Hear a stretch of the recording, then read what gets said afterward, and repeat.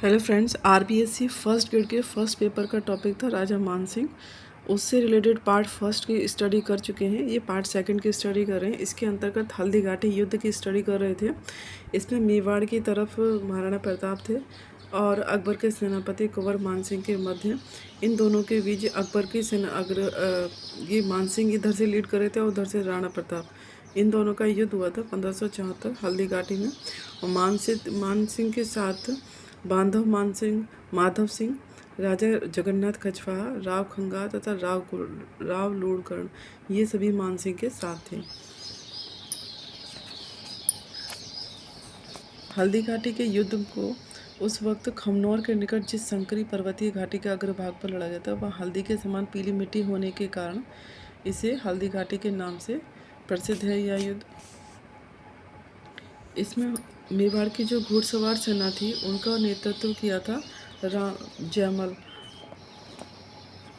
के पुत्र थे रामदास। उन्होंने मेवाड़ की घुड़सवार सेना का नेतृत्व किया था और शाही सेना और उधर मुगल सेना पर ये टूट पड़े थे।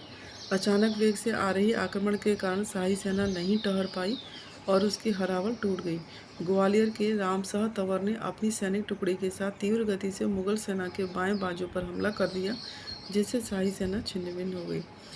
राजा जगन्नाथ कछवाहा वीरतापूर्वक युद्ध करता रहा और मेवाड़ की सेना ने उसे पूरी तरह घेर लिया।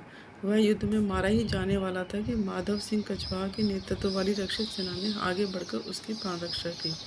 इस पैराग्राफ में ये बताया गया है कि मेवाड़ के महाराणा और मान सिंह के मध्य युद्ध हुआ। यहाँ पर दोनों की मेवाड़ में राणा प्रताप के साथ रामदास, जो कि जयमल के पुत्र थे, वो लीड कर रहे थे और यहाँ पर अकबर के साथ राजा जगन्नाथ कछवाहा, मान सिंह के साथ राजा जगन्नाथ कछवाहा और माधव सिंह कछवाहा, ये दो थे।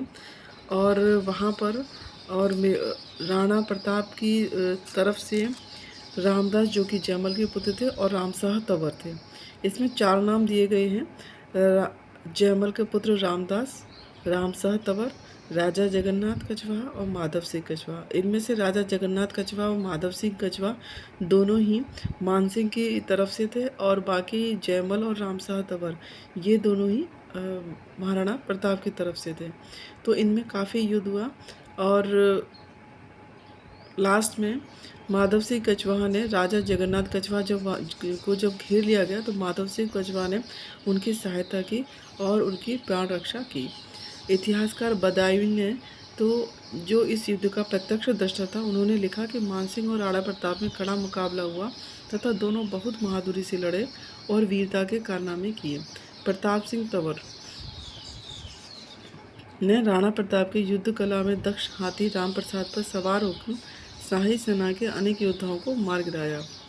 इसमें महाराणा प्रताप की तरफ से थे प्रताप सिंह तंवर। इन्होंने हाथी राम प्रसाद पर सवार हुए थे और उन्होंने मुगल सेनाओं के कई योद्धाओं को मार गिराया था। ऐतिहासिक अमर काव्य का उल्लेख है कि राणा प्रताप ने मान सिंह के हाथी के आगे अपने अश्व चेतक को ला खड़ा किया। प्रताप के सधे हुए प्रचंड प्रहारों से अपनी रक्षा के लिए कुंवर मान सिंह को हाथी के हौदे की ओट लेनी पड़ी थी। इसी समय मान सिंह के छोटे भाई अतुल पराक्रमी राजा माधव सिंह कछवाहा ने राणा प्रताप के साथ अपने आमने सामने का जोरदार युद्ध किया। इस पैराग्राफ में यह बताया कि अमर काव्य में यह बताया गया कि कुंवर मान सिंह और राणा प्रताप दोनों आमने सामने थे। जब कुंवर मान सिंह संकट की स्थिति में आए तो उनके भाई थे माधव सिंह कछवाहा, तो उन्होंने उनको बचाया और उन्होंने राणा प्रताप के सामने आ गए। राणा पर तीरों की वर्षा की गई माधव सिंह कछवाहा द्वारा। माधव सिंह कछवाहा के गोल से वहां पहुंचकर अपने भाले की बूड़ी से महाराणा प्रताप के मुंह पर जोरदार प्रहार किया माधव सिंह कछवाहा ने, जो कि मान सिंह के छोटे भाई थे, जिससे राणा प्रताप के 2 दांत क्षतिग्रस्त हो गए। और यह युक्ति है मुख राणा के मानड़ा माधो तणा बिडान, अर्थात महाराणा प्रताप के 2 दांत आगे क्षतिग्रस्त हो गए थे माधव सिंह कछवाहा के मारे जाने के कारण। अंततः मुगल सेना द्वारा बुरी तरह घिर जाने पर युद्ध में विजय की कोई आशा नहीं थी, तो राणा प्रताप वहां से चले गए थे। मुगल सेना में उस समय कौन कौन था? महाराजा माधव सिंह कछवाहा, मान सिंह, राजा जगन्नाथ कछवाहा, माधव सिंह कछवाहा, राव खंगा, राव लुड़गड़न, ये सभी 72 का, ये सभी उस समय थे। बड़ी सादड़ी का झालामान, उन्होंने राणा के राज चिन्ह धारण कर शत्रु सेना की आंखों में धूल झोंककर अंतिम सांस तक मुगल सेना से जूझ रहा। जब राणा प्रताप वहां से चले गए तो उस समय झालामान ने उन्होंने उनका राज चिन्ह लिया और वहां पर युद्ध करते रहे। इस तरह हल्दीघाटी युद्ध का पटाक्षेप हुआ। अमृत राय विरचित मानचित्र चरितावली में इस युद्ध का आलंकारिक वर्णन हुआ। खमनोर में घनघोर युद्ध हुआ। खमनोर में घनघोर युद्ध हुआ, ये लाइन कही गई थी मानचिता चरितावली में, जो कि अमृत राय ने लिखा था। हल्दीघाटी युद्ध का मूल्यांकन करते हुए सुप्रसिद्ध इतिहासकार जदुनाथ सरकार ने लिखा है कि राणा प्रताप एक सिंह के समान निर्भीक और बहादुर था, परंतु सैन्य नेतृत्व के गुणों से संपन्न मानसिंह का कोई सानी नहीं था। हल्दीघाटी युद्ध की समाप्ति पर कुछ मुस्लिम अफसरों, जिनमें इतिहासकार बदायूनी प्रमुख था, बादशाह से मानसिंह की शिकायत कर दी कि उसने राणा प्रताप का पीछा नहीं किया और मुगल सेना को मेवाड़ का प्रदेश लूटने नहीं दिया। इस पर अकबर ने मानसिंह से अप्रसन्न होकर शाही दरबार में उसे आने से मना कर दिया। कुछ अरसे के लिए उसकी ड्योढ़ी बंद कर दी। इसे शीघ्र ही अन्य महत्वपूर्ण जिम्मेदारी सौंपी गई। इस पैराग्राफ में यह बताया गया कि एक इतिहासकार हैं जादूनाथ सरकार, उन्होंने कहा कि मानसिंह ने अपना कार्य ढंग से नहीं किया, ऐसा अकबर से कहा गया और इससे अकबर अप्रसन्न हो गया और उन्होंने उसे अपने शाही दरबार में आने से मानसिंह को मना कर दिया। पंजाब में नियुक्ति, सरहदी सूबे का सूबेदार, उत्तर पश्चिमी सीमा प्रांत का रक्षक। दिसंबर 1578 ईस्वी में बादशाह अकबर ने राजा भगवंत दास कुंवर मानसिंह तथा अन्य कछवाहा सामंतों को पंजाब के गवर्नर सैयद खां की सहायता के लिए वहां भेज दिया था। मानसिंह को उस समय मुगल साम्राज्य का यह प्रदेश बहुत अशांत और उपद्रवग्रस्त था, जहां अफगान और विद्रोह अफरीदियों को बहुत आतंक मचा रखा था। जैसे कि इतिहासकार विंसेंट स्मिथ ने लिखा है, 1580-81 ईस्वी का वर्ष मुगल बादशाह अकबर के लिए नित्य नई परेशानियों, षड्यंत्रों व कुचक्रों के कारण बेहद चुनौतीपूर्ण लिखा था। ये चुनौतीपूर्ण था 1581 का वर्ष, ये कहा था विंसेंट स्मिथ ने। अपने साम्राज्य पर आए संकट की इस घड़ी में बादशाह अकबर ने अपने राजपूत सामंतों की वीरता और स्वामी भक्ति पर भरोसा किया। राजा भगवंत दास को पंजाब का गवर्नर नियुक्त किया गया। राजा भगवंत दास भी अकबर की तरफ थे और उन्हें पंजाब दिया गया और उन्हें गवर्नर नियुक्त किया गया। कुंवर मानसिंह को उत्तर पश्चिमी सीमा प्रांत का सूबेदार नियुक्त किया गया और सिंध प्रदेश की सुरक्षा का दायित्व सौंपा गया था। मिर्जा हकीम के सेनापति सादमान के आक्रमण का मुकाबला करने के लिए मानसिंह को सियालकोट से पेशावर भेजा गया। सादमान बेग मिर्जा हकीम का शक्तिशाली और कुशल सेनापति था। उसने सिंधु नदी को पार कर नीलाब के किले को घेर लिया। मानसिंह और उसके कछवाहा सेनापतियों ने आक्रांता का बहुत बहादुरी से मुकाबला किया था और भीषण युद्ध के पश्चात सूरज सिंह कछवाहा के हाथी घायल होकर सादमान मारा गया था। काबुल का शासक था मिर्जा हाकिम। अकबर के मित्रता प्रस्तावों की लगातार अनदेखी करता रहा था मिर्जा हाकिम।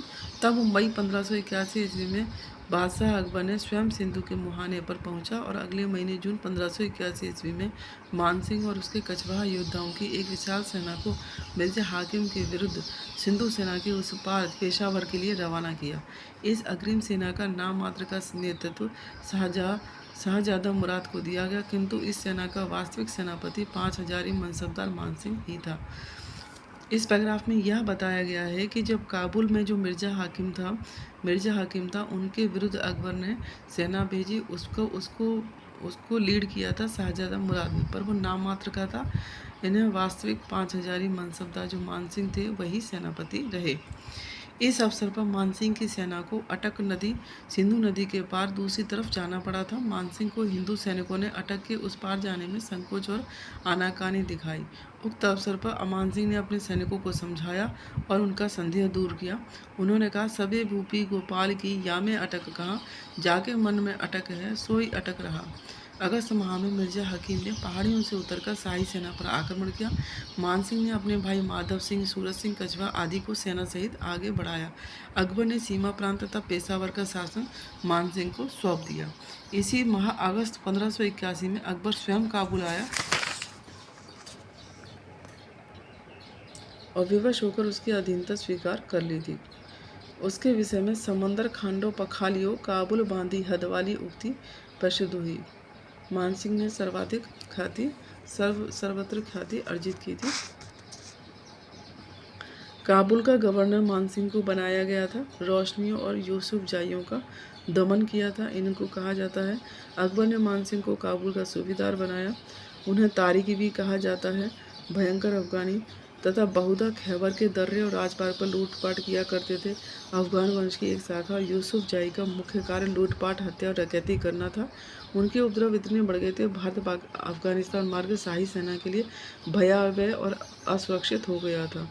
अली मस्जिद पहुंचकर विद्रोहियों को भीषण युद्ध के उपरांत परास्त किया गया तथा 2000 के लगभग विद्रोही मौत के घाट उतार दिए गए। काबुल में मानसिंह ने बहुत कठोर शासन किया। उसकी सेना में राजपूत सैनिकों के अलावा हजारों की संख्या में तुर्क और अफगान सैनिक भी थे। बिहार का सूबेदार भी 1587 ईस्वी में मानसिंह को बनाया गया। लगभग 7 वर्ष तक वो बिहार के सूबेदार रहे। मानसिंह ने सर्वप्रथम गिद्धौर के ताकतवर राजा पूरणमल पर आक्रमण कर उसे परास्त किया था। इसके पश्चात आनंद चोरू के शासक आनंद चरदा को बादशाह अकबर की अधीनता स्वीकार करने हेतु विवश किया गया। इसके बाद पूर्णिया, ताजपुर, दरभंगा इत्यादि स्थानों पर आक्रमण कर विद्रोहियों को पराजित किया। मानसिंह ने सोनभद्रा नदी के तट पर स्थित रोहतासगढ़ को अपनी राजधानी बनाया था। कुंवर मानसिंह जिस समय बिहार के सूबेदार पद पर कार्यरत था, उसके पिता आमेर के राजा भगवंत दास की मृत्यु हो गई थी। भगवंत दास उनके पिता थे। बादशाह अकबर ने मानसिंह को राजा का खिताब, खिल्लत और 5000 मनसब के ओहदे का फरमान भेजा था। उसकी अनुपस्थिति में बिहार का शासन उसके ज्येष्ठ राजकुमार जगत सिंह ने संभाला था, जो कि मानसिंह के पुत्र थे। उड़ीसा पर चढ़ाई भी बिहार में सुव्यवस्था स्थापित हो गई थी। मानसिंह ने 1590 में उड़ीसा के अफगान शासक कुतुल खां पठान पर चढ़ाई की थी। कछवाहा वंशावली का उल्लेख है कि इस विजय के बाद राजा मानसिंह ने पुरी के मंदिर में जगन्नाथ जी की मूर्ति को विधि विधान से पुनर्स्थापित किया था और समुद्र के खारे पानी में अपना खांडा परवाला धोया। खांडो पाखली सागर मही कीर्ति करी जग उजली। अकबरनामा का उल्लेख है कि कुतुल खां के पुत्र नासिर ने मानसिंह को 150 हाथी और अनेक कीमती उपहार भी दिए थे। बंगाल के सूबेदार पद पर भी इनकी नियुक्ति की गई। मार्च 1594 में उसे शहजादे सलीम का संरक्षक भी नियुक्त किया गया। मानसिंह के पुत्र हिम्मत सिंह के अधीन भेजी गई सेना ने वहां के एक प्रमुख दुर्ग बसना पर अधिकार कर लिया था। 1596 के जुलाई अगस्त माह में राजा मानसिंह उत्तरी बंगाल में धोरा घाट नामक स्थान पर अपना शिविर लगाए हुए था। तभी वह गंभीर रूप से बीमार पड़ गया। मानसिंह की अस्वस्थता का लाभ उठाकर ईसा खां और मासूम खां ने फिर से विद्रोह का झंडा खड़ा कर दिया। थोड़ा सा स्वास्थ्य ठीक होते ही मानसिंह ने अपने पुत्र हिम्मत सिंह के नेतृत्व में एक सेना विद्रोहियों के पीछे भेजी, जिसने बागियों का इलाका लूट लिया तथा उन्हें मेमन सिंह के जंगलों में दूर तक खदेड़ दिया। 1597 ईस्वी में मानसिंह को दोहरा आघात लगा। एक तो उसका पराक्रमी पुत्र और कुशल प्रबंधकर्ता हिम्मत सिंह हैजे के प्रकोप से चला गया और मानसिंह का दूसरा पुत्र दुर्जन सिंह विद्रोही ईसार खां और मासूम खां के घात लगाकर किए गए आक्रमण का मुकाबला करते हुए वीरगति को प्राप्त हो गया। अकबरनामा के उल्लेखानुसार कुछ महीनों बाद विद्रोही ईसर खां ने मानसिंह से संधि कर ली थी और बादशाह की अधीनता स्वीकार कर ली थी। 1580 में से 1589 तक काबुल, कंधार, बंगाल, बिहार, उड़ीसा और आसाम मुहिम में उसने असाधारण वीरता व शौर्य का प्रदर्शन कर ख्याति प्राप्त की थी। जसोर या यशोहर के राजा प्रताप आदित्य पर विजय में भी उसने सराहनीय और महत्वपूर्ण भूमिका निभाई थी। उसकी योग्यता के कारण जगत सिंह को बंगाल में नायब सूबेदार के पद पर नियुक्त किया गया था, परंतु जगत सिंह की मृत्यु 32 वर्ष की आयु में आगरा में मृत्यु हो गई थी। Thank you friends. इस तरह की अन्य वीडियो के लिए चैनल को लाइक, शेयर एंड सब्सक्राइब करें। Thank you.